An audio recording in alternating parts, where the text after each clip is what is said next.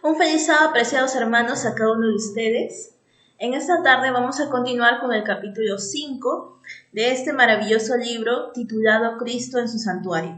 El título de este capítulo 5 es el siguiente: Daniel 8:14 y la providencia de Dios. Vamos a ver en este estudio cómo la voluntad de Dios ha estado actuando a lo largo de la historia tanto de los discípulos como también de los milleritas.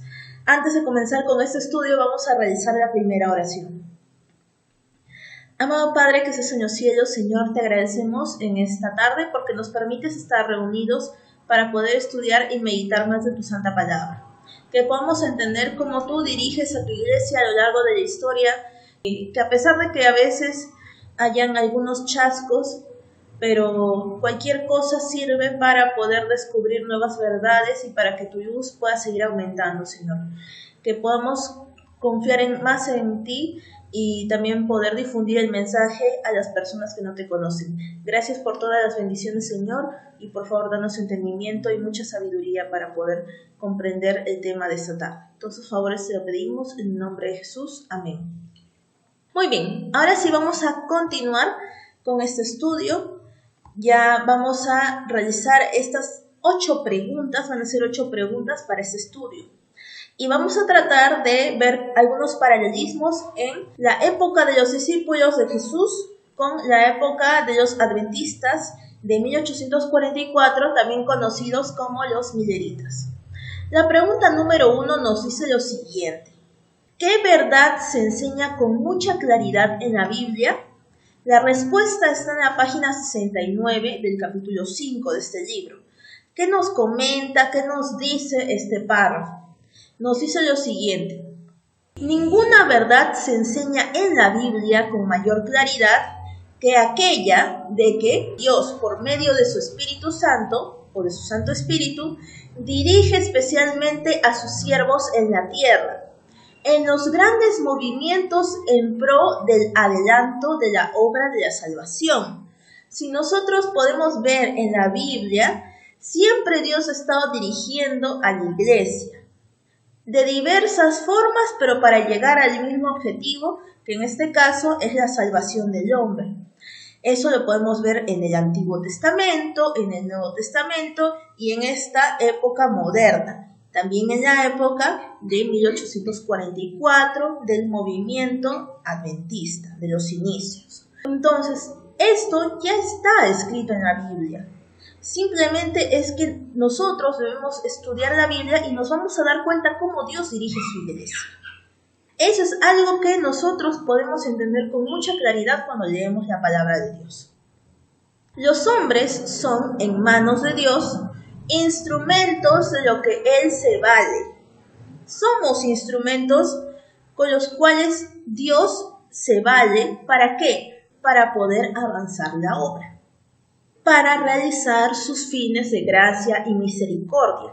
Hasta el día de hoy, Dios sigue teniendo misericordia para con todas las personas del mundo, porque no quiere que ninguno se pierda, no quiere que ninguno perezca, pero también debemos tener en cuenta que a pesar de que tenemos este tiempo de gracia, aún así van a haber personas que no se van a salvar porque van a rechazar voluntariamente la salvación.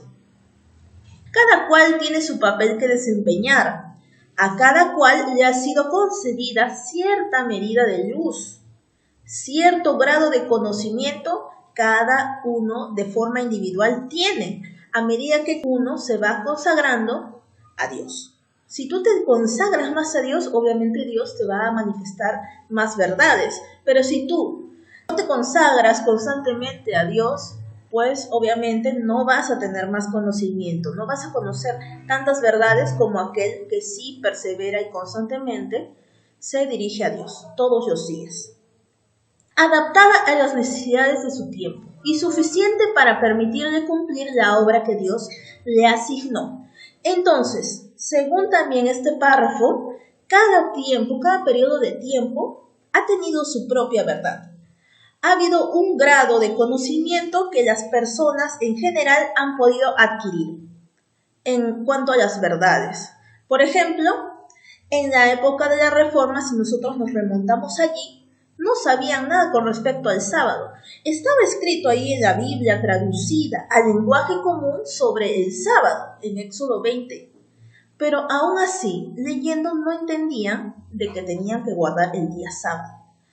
En ese tiempo, la verdad presente, vamos a darnos cuenta que es la justificación por la fe.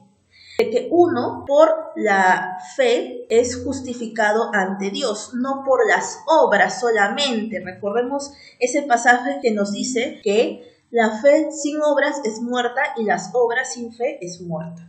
Y que ambos, obviamente, tanto la fe como las obras juntas, son agradables para Dios.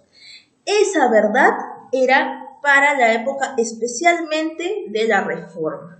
¿Por qué? Porque veamos en el contexto, las personas pagaban para que aparentemente Dios les pueda perdonar sus pecados. Ahora, en la época de los adventistas, en 1844, la verdad presente, hemos estudiado la semana pasada, que trataba sobre la segunda venida de Cristo. Pero era una verdad que estaba en inicios. Y aparte de la segunda venida de Cristo, vamos a ver que más adelante ya empiezan a guardar poco a poco el día sábado, que ya muchos hijos de Dios habían dejado con el tiempo de guardar el día sábado. Vuelven a los hitos iniciales de la palabra de Dios, a los fundamentos de la palabra de Dios. En este caso, guardar el sábado. Y así otras verdades fueron descubriendo con el pasar del tiempo. Ahora, ¿cuál será nuestra verdad presente? Vamos ya pensando, ¿cuál es nuestra verdad presente en estos tiempos?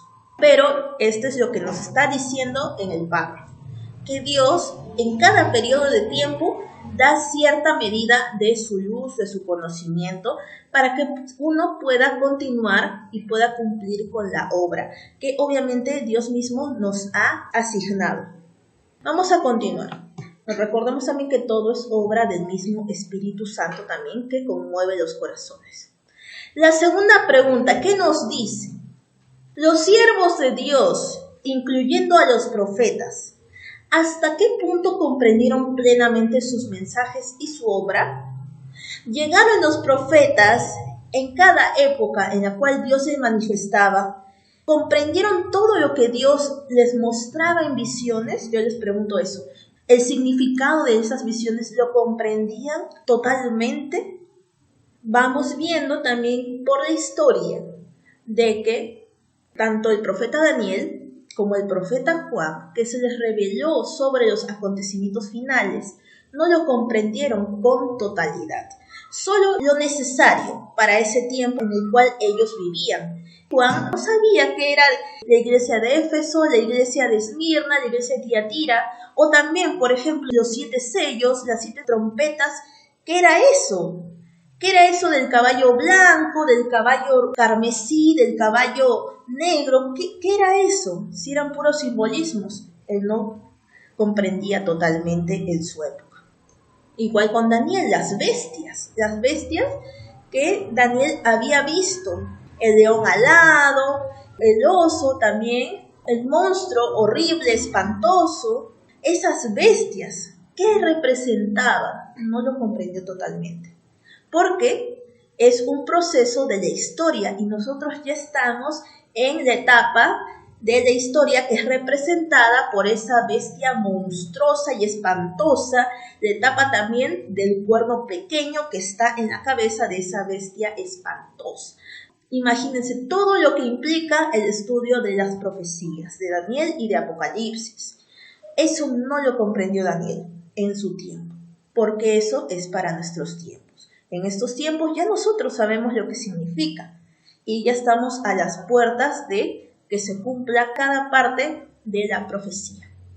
Ahora, ¿qué nos dice este párrafo?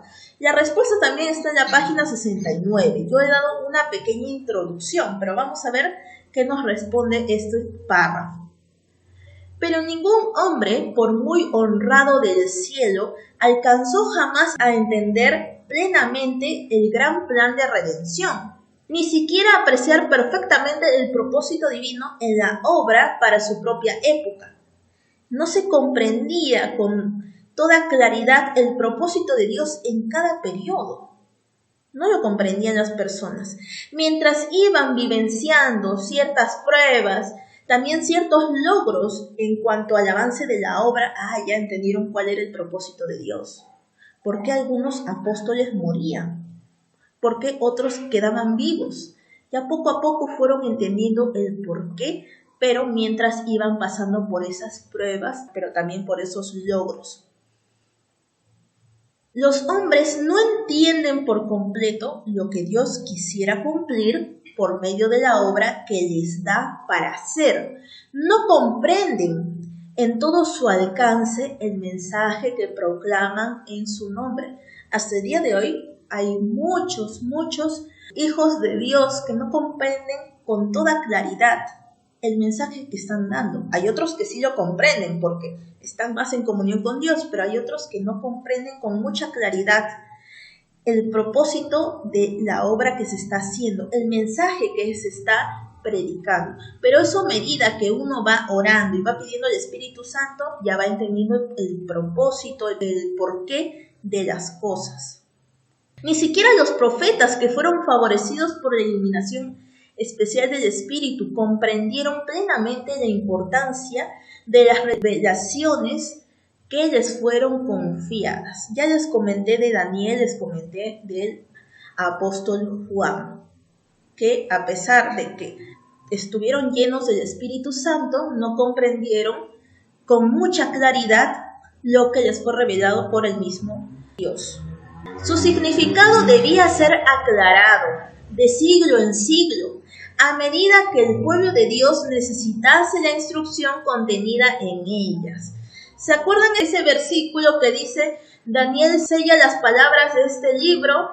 Y en el tiempo final ya las personas iban a poder comprender las profecías que obviamente Daniel había notado, porque es para el tiempo final, no era para el tiempo de Daniel. No correspondía a Daniel entender el mensaje de las profecías que fueron reveladas por Dios. Por ello es que existió bastante desconocimiento en ese punto de las profecías, de lo que Dios revelaba. El plan de salvación también no había quedado completamente claro, porque todavía estaba en el mismo proceso de que se cumpla paso a paso el plan de salvación. En el Antiguo Testamento todavía no moría Cristo, no había ni siquiera nacido Cristo, entonces no comprendían todavía con mucha claridad el plan de salvación. La pregunta número 3. ¿Por qué los hombres tan a menudo son tan lentos para comprender los mensajes del cielo?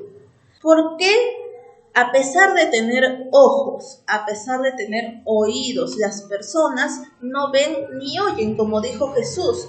La respuesta está en la página 70. ¿Por qué todavía hasta este momento sigue habiendo esa dificultad?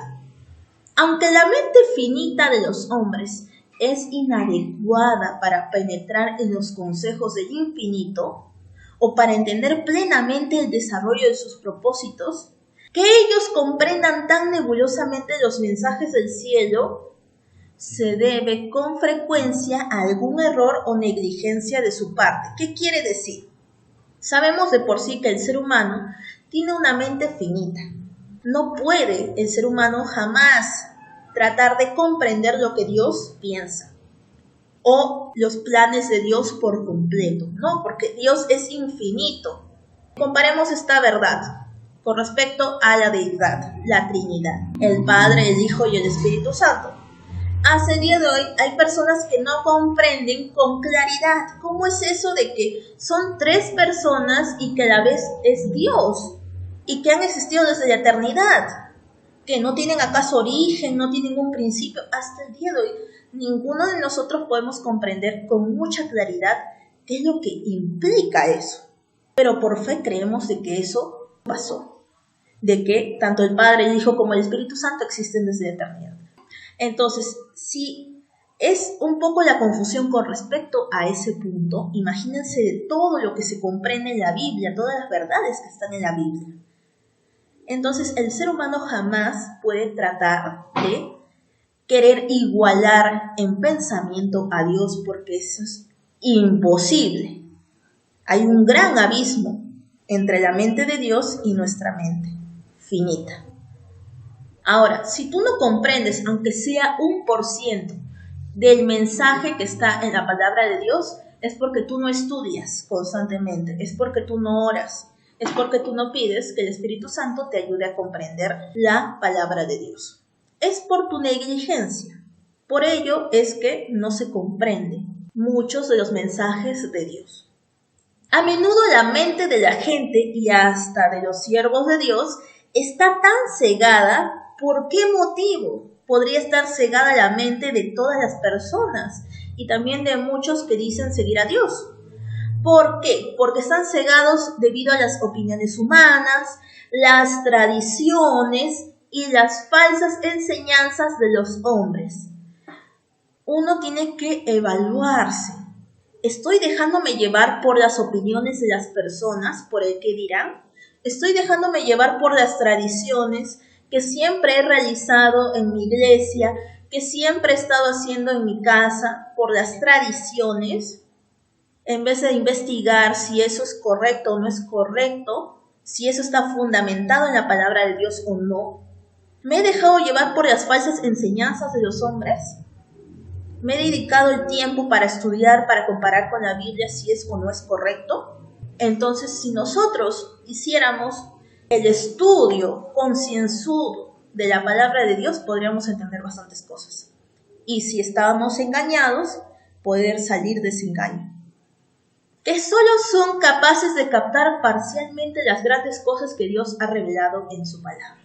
Entonces, conclusión de esta pregunta es que nosotros debemos constantemente pedir ayuda a Dios para salir de todo el engaño, de todas las corrientes de pensamiento que existen en este mundo, del relativismo de la verdad, de las cosas.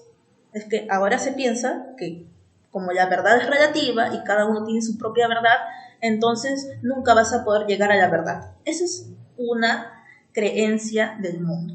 Pero en realidad, la verdad se resume en una sola palabra y esa palabra es simplemente Dios. Dios es la verdad. Y con eso a cada uno le debe bastar. Bueno, vamos a continuar. Ahora ya vamos a adentrarnos aquí al contexto.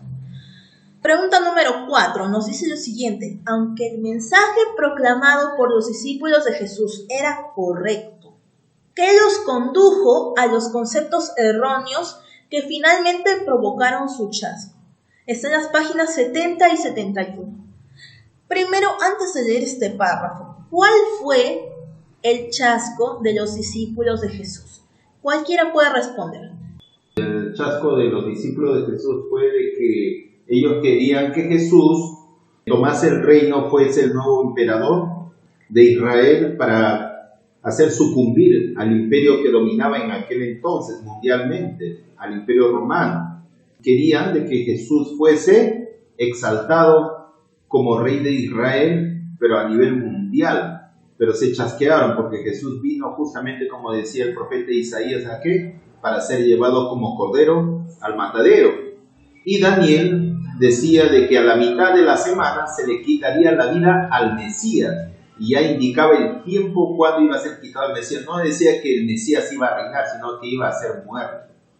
Y eso lo tuvieron bien claro en los manuscritos hebreos, pero como estaban tan cegados por el fanatismo, no entendieron el tiempo de su visitación. Y por eso fue el fracaso de Israel. Muchas gracias, hermano. Y bueno, ese fue el inicio del chasco. Los discípulos, así como cada uno de nosotros, nos cuentan, nos leen la Biblia desde pequeños. Ellos escuchaban de los mismos fariseos la palabra de Dios. No lo leían, no tenían la Biblia en la mano, no tenían esos pergaminos en la mano. En este caso, ¿qué es lo que siempre habían escuchado? De que iba a venir un libertador, el Mesías. Pero ellos se imaginaban a un libertador que iba a venir con su caballo blanco, con su espada, y que iba a luchar en contra del imperio que dominaba en esa época, que era el imperio romano. Y hasta que llegaron a ser adultos los discípulos de Jesús, creyeron eso. Pero cuando al final se vieron con la verdad frente a ellos, de que no era eso lo que decía en la palabra de Dios, se quedaron chasqueados, ansiosos, angustiados, tristes, decepcionados, porque lo que ellos tanto habían creído prácticamente era una mentira. Y eso que ellos habían creído, una parte se iba a cumplir, pero más adelante, que el mismo Mesías venga en gloria. Sabemos que eso va a ocurrir en la segunda venida de Cristo, pero ellos no lo sabían. Cuando Cristo vino por primera vez les aclaró eso, sobre todo cuando Él ya estaba por ascender al cielo. Los ángeles les dijeron de que Cristo iba a venir por segunda vez.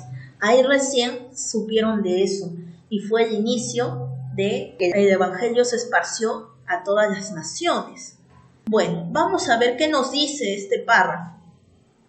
Cristo mismo los envió con el mensaje: el tiempo se ha cumplido y el reino de Dios se ha acercado. Arrepentíos y creed en el Evangelio. Marcos capítulo 1, versículo 15. El mensaje se basaba en la profecía del capítulo 9 de Daniel. El ángel había declarado que las 69 semanas se extenderían hasta el Mesías príncipe. Solo con esa frasecita, hasta el Mesías príncipe, ellos creyeron que el Mesías iba a venir con un príncipe en su caballo blanco, con su armadura, para poder dominar completamente la tierra, completamente a todo el mundo, y que iba a haber un gobierno de paz. Y con grandes esperanzas y gozosa anticipación, los discípulos anhelaban que se estableciera en Jerusalén el reino del Mesías para dominar sobre toda la tierra. Ese era el pensamiento de los discípulos. Jesús ya sabía que los discípulos tenían ese concepto sobre el Mesías, sino que esperó a que sucedan las cosas para que ellos, por su propia cuenta, se dieran con prácticamente el chasco de que lo que habían creído pues prácticamente era erróneo. Era erróneo porque no habían leído completamente las Escrituras, así como muchos de nosotros no leemos correctamente las Escrituras. Predicaron el mensaje que Cristo les había confiado, aun cuando ellos mismos entendían mal su significado. Aunque su mensaje se basaba en Daniel capítulo 9, versículo 25, no notaron que, según el versículo siguiente del mismo capítulo, el Mesías iba a ser muerto. No leyeron el siguiente texto bíblico, no leyeron el siguiente versículo. Se quedaron en lo que decía Daniel 9:25.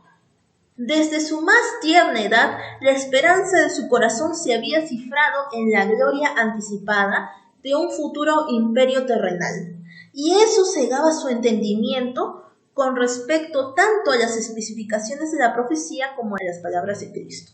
Entonces, ellos, cuando vieron al mismo Mesías con sus propios ojos, dijeron: nosotros somos los elegidos por el mismo Mesías, por el mismo príncipe, por el mismo que va a gobernar toda la tierra. Nosotros vamos a ser sus súbditos más cercanos. Nosotros vamos a ser la mano derecha del Mesías. Nosotros vamos a tener buenos puestos en el nuevo reino que va a instaurar este Mesías. Eso eran sus ilusiones de cada discípulo de Jesús. Pero al final se chocaron contra la pared y se dieron cuenta de que la verdad no era lo que ellos habían creído. Así es, por eso fue la causa de su chasco. La expectativa, aquí lo estamos observando, y la realidad, estamos viendo la entrada triunfal de Jesús en un pollino, no en un caballo. Y todo por no comprender con toda la claridad las profecías de las 69 semanas, que dio 69 semanas porque obviamente iba a morir en ese término de las 69 semanas el Mesías. Entonces continuamos. Eso es lo que pasa cuando uno no investiga a mucha conciencia la palabra de Dios y porque se deja llevar por lo que los demás dicen. Pregunta número 5. ¿Qué dos significados tiene el término bíblico reino de Dios? ¿Cuándo se establecerían esos reinos? Está en la página 71 y en la página 72. ¿Qué es lo que quiere decir reino de Dios? Cuando cualquiera escucha reino de Dios, va a venir el mismo Dios, va a instaurar su reino aquí en la tierra, lo cual no es así. La expresión reino de Dios, tal cual la emplea la Biblia, significa tanto lo siguiente, tiene dos significados: reino de la gracia y reino de la gloria. Ahorita vamos a aclarar esos dos puntos, esos dos tipos de reinos, que quieren decir reino de Dios. El reino de la gracia es presentado por Pablo en la epístola a los Hebreos. Después de haber hablado de Cristo como del intercesor que puede compadecerse de nuestras debilidades, el apóstol dice: acerquémonos pues confiadamente al trono de la gracia para alcanzar misericordia y hallar gracia. Eso está en Hebreos 4, versículos 15 y 16.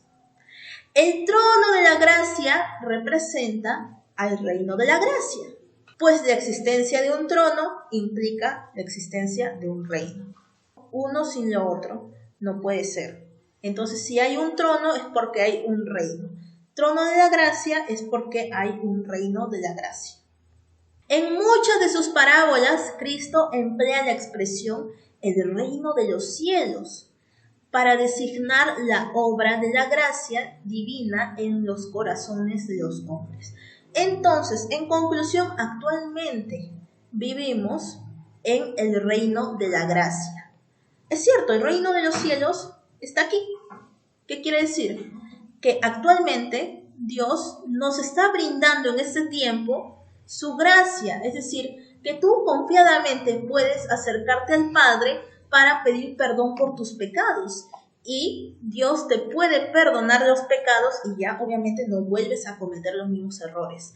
Eso significa estar en el reino de la gracia. Actualmente estamos en el reino de la gracia, la época del reino de la gracia, es decir, el tiempo de gracia. Estamos en ese tiempo de gracia. Pero ahora todavía no ha venido el reino de la gloria. Y eso es lo que vamos a ir entendiendo a continuación. ¿Qué es el reino de la gloria? Asimismo, el trono de la gloria representa el reino de la gloria. Y a este reino se referían las palabras del Salvador. Cuando el Hijo del Hombre venga en su gloria y todos los santos ángeles con él, entonces se sentará en su trono de gloria y serán reunidas delante de él todas las naciones. Eso está en Mateo capítulo 25, versículos 31 y 32. Este reino está aún en el futuro, pero ¿cuándo va a quedar establecido? Quedará establecido en la segunda venida de Cristo. El reino de la gracia, ¿cuándo fue instituido? Fue instituido, es decir, ¿cuándo fue creado? Fue instituido inmediatamente después de la caída del hombre. Cuando cayeron Adán y Eva, ahí recién empezó a existir el reino de la gracia, pero sobre todo, ¿cuándo fue establecido sí o sí? Eso fue establecido sí o sí cuando Cristo murió en la cruz por nuestros pecados. Ahí sí nosotros podíamos acercarnos más directamente a Dios, ya no matando a una ovejita, sino mediante la oración. Y hasta el día de hoy lo estamos haciendo. Cuando se delineó un plan para la redención de la raza culpable, este reino existía entonces en el designio y por la promesa de Dios, y mediante la fe los hombres podían hacerse sus súbditos. Sin embargo, no fue establecido en realidad hasta la muerte de Cristo.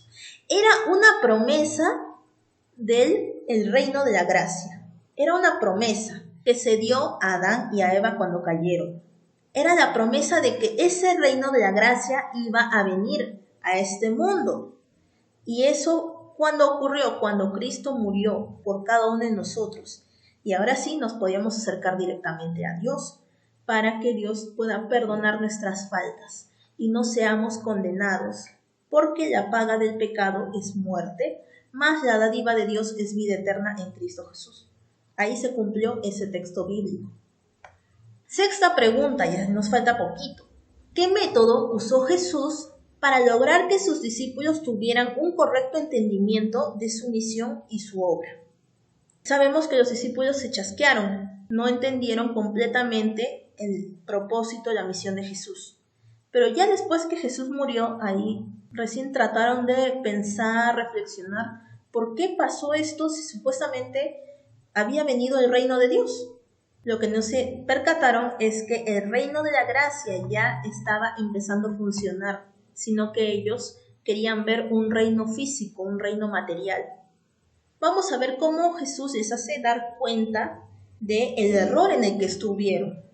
Después de su resurrección, Jesús apareció a sus discípulos en el camino de Emaús, y comenzando desde Moisés y todos los profetas, les iba interpretando en todas las escrituras las cosas referentes a él mismo. Entonces Jesús se presentó a sus discípulos, primero a los que estaban de camino de Emaús, y ahí pasó el momento hablando de lo que había predicho Moisés, los profetas, sobre la venida del Mesías y sobre la misión del Mesías. También supongo habrá estado hablando sobre los rituales, tal vez los rituales que simbolizaban al Mesías que iba a hacer el sacrificio por toda la humanidad. Tal vez eso les habrá comentado a estos discípulos. No lo sabemos muy claro. Y eso está en Lucas 24-27. El corazón de los discípulos se conmovió, su fe se reavivó. Fueron reengendrados para una esperanza viva. Volvieron a nacer, su esperanza volvió a nacer. Aún antes que Jesús se revelase a ellos. Está en 1 de Pedro 1:3. El propósito de este era iluminar su entendimiento y fundar su fe en la segura palabra profética. Como los discípulos habían tenido este chasco, entonces había una duda con respecto a las Santas Escrituras. Dijeron, ¿de verdad la palabra de Dios estará en lo correcto? ¿O es todo una fábula? ¿O es una mentira? ¿Debo de creer en la palabra de Dios? ¿O mejor no creo en la palabra de Dios? Porque puede ser que tal vez me estén mintiendo. Entonces, cuando Jesús se manifestó a ellos y les contó de que los profetas lo que habían predicho se había cumplido exactamente en el tiempo designado, entonces Jesús hizo que reafirmaran su fe y que pudieran creer con plena seguridad en la palabra de Dios. Y eso más adelante lo va a reafirmar Pedro, de que hay que creer en la palabra profética más segura. Eso lo reafirma Pedro. Pero él experimentó también ese chasco. Eso está en 2 de Pedro 1:19. Deseaba que la verdad se arraigase firmemente en su mente, no solo porque era sostenida por su testimonio personal, sino por causa de las evidencias incuestionables presentadas por medio de los símbolos y sombras de la ley típica y las profecías del Antiguo Testamento. Eso es lo que Cristo les estuvo comentando a los discípulos, de que todo se había cumplido, de los rituales, las profecías, todo ello se cumplió cuando Él vino. Era necesario que los seguidores de Cristo tuviesen una fe inteligente, no solo en beneficio propio, sino para que pudieran comunicar al mundo el conocimiento de Cristo. Entonces, ¿qué es lo que debe de primar en toda predicación? Es la fe inteligente, racional. Y como primer paso en la comunicación de este conocimiento, Jesús dirigió a sus discípulos, a Moisés y todos los profetas. Tal fue el testimonio dado por el Salvador resucitado en cuanto al valor y la importancia de las Escrituras del Antiguo Testamento. Entonces, Cristo, al comentar, al citar a Moisés y a los profetas, y de que eso se había cumplido, hizo que ellos reafirmen su fe en las profecías y que ellos puedan estar seguros de que todo lo que está en la palabra de Dios se va a cumplir, ya sea en el tiempo de ellos o más adelante. Y también Jesús dio validez al espíritu de profecía. Eso es lo que Cristo en todos los tiempos reafirma, dar validez al espíritu de profecía. Y ahí está, vemos en la imagen Jesús cuando habla con sus discípulos y les comenta de que las profecías sobre él se habían cumplido. Ahora, séptima, mencione algunos paralelismos que pueden extraerse de la experiencia de los discípulos y de los creyentes adventistas de 1844. Aquí les estoy presentando un cuadro comparativo y eso está textualmente ahí en este libro. Un cuadro comparativo con respecto a los discípulos de Jesús y los creyentes adventistas de 1844. ¿Cuál fue el mensaje que se dio en ambas épocas? En el caso de los discípulos, el mensaje era: el tiempo se ha cumplido y el reino de Dios se ha acercado. En el caso de los creyentes adventistas de 1844, era que Miller y sus asociados proclamaron que el periodo profético más largo y el último de la Biblia, es decir, las 2300 tardes y mañanas, estaba a punto de expirar y que el juicio era inminente y que el reino eterno sería establecido. Entonces nos estamos dando cuenta en ambas épocas que se hablaba de la venida del reino de Dios. Pero en ambas épocas sufrieron el chasco, porque el reino de Dios material, físico, no había venido, sino era prácticamente, en el caso de los discípulos, el reino de la gracia, y en el caso de los adventistas de 1844, era el inicio del juicio investigador. Y también que Jesús había pasado del lugar santo al lugar santísimo. Ahora, ¿cuál era la base bíblica de ambas predicaciones? De los discípulos se basaban en las 70 semanas de Daniel capítulo 9. En el caso de los adventistas de 1844, ellos se basaron en la profecía de Daniel capítulo 8 versículo 14. Y eso menciona la conclusión de los 2300 días o años literales. ¿Cuál fue la comprensión del mensaje en ellos? ¿Comprendieron el mensaje que dieron? No comprendieron ellos mismos enteramente la importancia del mensaje que presentaban. Los errores que desde hacía largo tiempo se habían establecido en la iglesia les impidieron arribar a una correcta interpretación de un punto importante de la profecía. ¿Qué quiere decir esto? Que como la iglesia, tanto en la época de los discípulos como en la época de los adventistas, se habían creado nuevas tradiciones, nuevas doctrinas, por ejemplo, del reinado de Jesús terrenal físico, de que iba a vencer a los romanos, ¿ya? Eso era la creencia de esa época. Y por esa creencia malinterpretaron la misión de Jesús, los discípulos. Ahora los adventistas creyeron de que la tierra era el santuario y que cuando se refería a la purificación del santuario era la venida de Cristo, la segunda venida de Cristo, y que la tierra iba a ser purificada, limpiada con fuego. Y por esas creencias falsas interpretaron mal su propio mensaje que estaban proclamando, lo cual era correcto el mensaje, pero mal interpretado. ¿Cuál fue el chasco de ellos? Se equivocaron en cuanto al reino que debía establecerse al fin de las 70 semanas, es decir, al fin de los 2300 días. Entonces, en el caso de los discípulos no se instauró el reino físico de Jesús, el reino glorioso de Jesús. Y en el caso de los adventistas tampoco se instauró el reino físico de Jesús. No vino Jesús por segunda vez, sino que era otro acontecimiento. ¿Y la consecuencia? ¿Cuál fue la consecuencia? Lo que en la hora de la prueba les parecía oscuro a su entendimiento, porque para ellos el chasco fue una prueba, tanto para los discípulos como para los adventistas, fue una prueba ese chasco, les sería aclarado después. Esa prueba, decían, ¿por qué no ha pasado esto? Si se supone que la palabra de Dios está, que algo sorprendente, algo maravilloso iba a ocurrir, algo extraordinario, pero ¿por qué no ha pasado? ¿Cuál fue el error? Ya, después de ese chasco, Dios les aclaró cuál fue su error, cuál fue su mala interpretación, ¿por qué? A pesar de la prueba resultante de sus errores, los propósitos del amor divino hacia ellos habían estado cumpliéndose firmemente. Entonces, a pesar del chasco que tuvieron tanto los discípulos como los adventistas, Dios cumplió un propósito. Y el propósito fue que en el caso de los discípulos, que obviamente el evangelio tenía que predicarse a todas las naciones, a los gentiles, porque el mensaje de Jesús simplemente había quedado en Israel. Entonces tenían que empezar a predicar a los gentiles. Era la expansión del evangelio.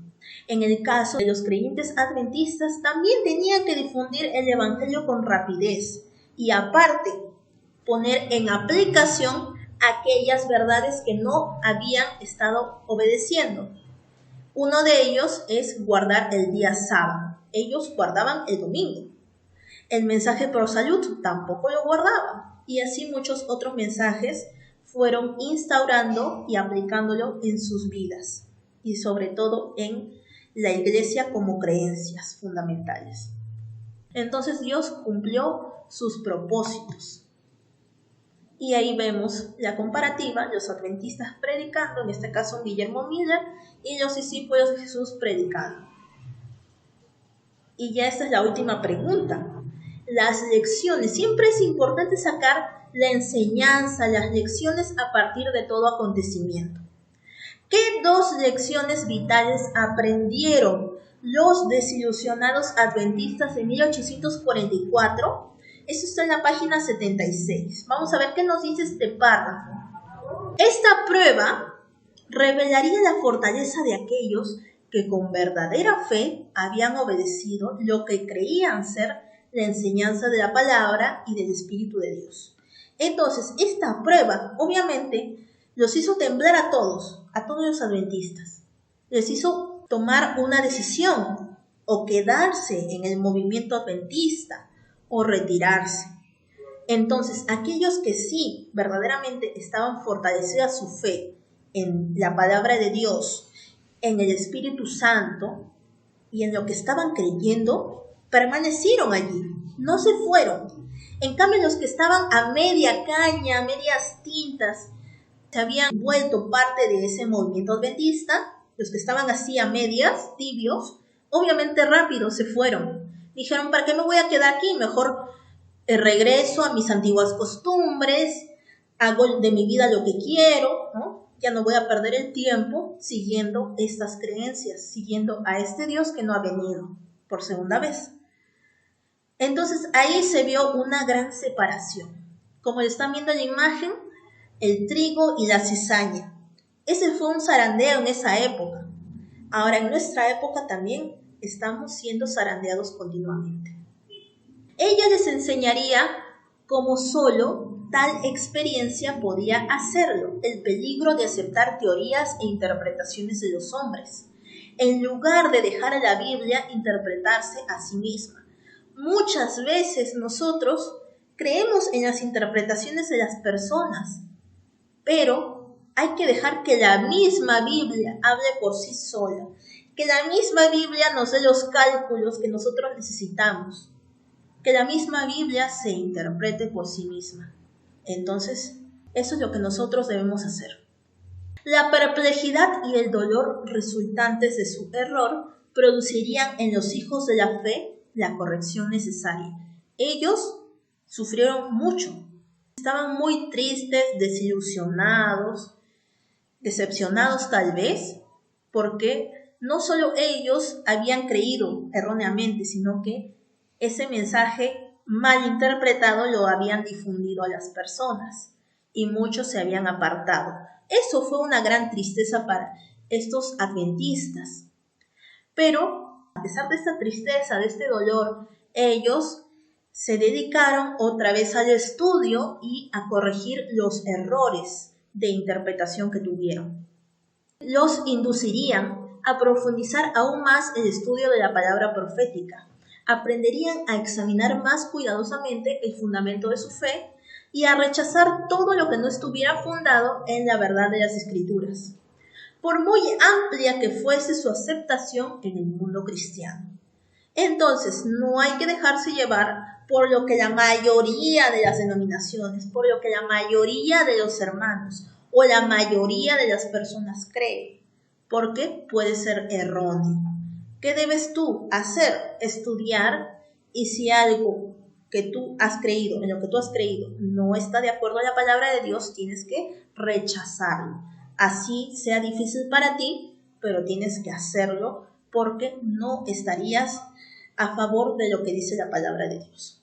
Entonces, esas son las lecciones vitales que hemos podido aprender de el periodo tanto de los discípulos como de los adventistas en 1844. Ahora, en estos tiempos, ¿qué es lo que debemos hacer? Debemos estudiar constantemente la palabra de Dios, orar sobre todo porque Dios te puede elegir a ti, te puede dar más conocimiento, nuevas verdades puedes ir descubriendo, y eso no lo vas a dejar allí escondido, esa verdad, lo tendrías que difundir porque para ello Dios te está dando más conocimiento de su palabra. Entonces, apreciados hermanos, este ha sido el mensaje de esta tarde. Espero que ustedes hayan podido comprender este mensaje y sobre todo analizar todo lo que se está viendo en estos estudios, porque no solo es algo del pasado, sino es algo que también en la actualidad necesitamos estudiar y entender, que ya estamos en los últimos tiempos y que ya está a las puertas la venida de Cristo. Entonces no podemos perder más el tiempo. Muy bien, vamos a finalizar este tema con una oración y vamos también a comprometernos de forma interna a estar perseverando en la palabra de Dios, en su estudio y en la comunión con Dios. Muy bien, entonces inclinamos nuestros rostros para hacer la última oración. Amado Padre que estás en los cielos, Señor, te agradecemos en esta tarde porque nos has permitido, Señor, aprender más de ti y también de los chascos que sufrieron nuestros hermanos, tanto en la iglesia primitiva como también nuestros pioneros adventistas. Que nosotros, a pesar de toda la corriente que está en contra de que nosotros podamos saber el periodo en el cual finalizan estos 6,000 años, a pesar de esta corriente, Señor, que nosotros podamos estar seguros de lo que creemos y esa seguridad poder difundirla a nuestros hermanos y que ellos estas verdades las puedan predicar y brindar a otras personas que no te conocen, Señor. Todos necesitamos y también merecemos aprender y conocer más de tu palabra. Que también puedas utilizarnos, Señor, y podamos, Señor, ser más perseverantes en el estudio de tu santa palabra, para que no nos dejemos engañar, Señor. Acompáñanos en esta nueva semana y gracias, Señor, por todas las bendiciones que nos das día a día. Todos estos favores te lo pedimos, Señor, confiando en el bendito y precioso nombre de tu Hijo amado Jesús. Amén. Muchas gracias, hermanos. Nos vemos la siguiente semana y por favor sigamos estudiando y leyendo este libro, Cristo en su santuario. Que tengan una bonita semana.